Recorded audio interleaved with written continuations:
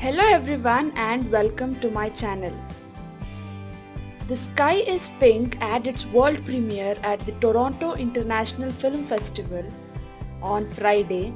Directed by Sonali Bose, the film tells the true story of Chaudhary family narrated by their teenage daughter Aisha, played by Zara Wasim.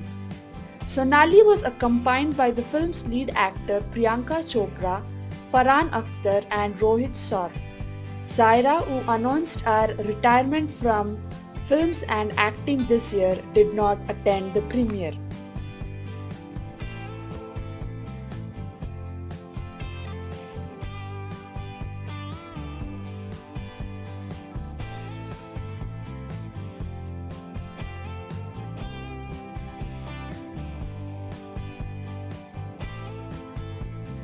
If you like this video, please hit that like button, share the video with your friends and family, and if you have not yet subscribed to my channel, please subscribe and press the bell notification to get all the latest news and updates from my channel. See you soon in my next one. Until then, bye guys.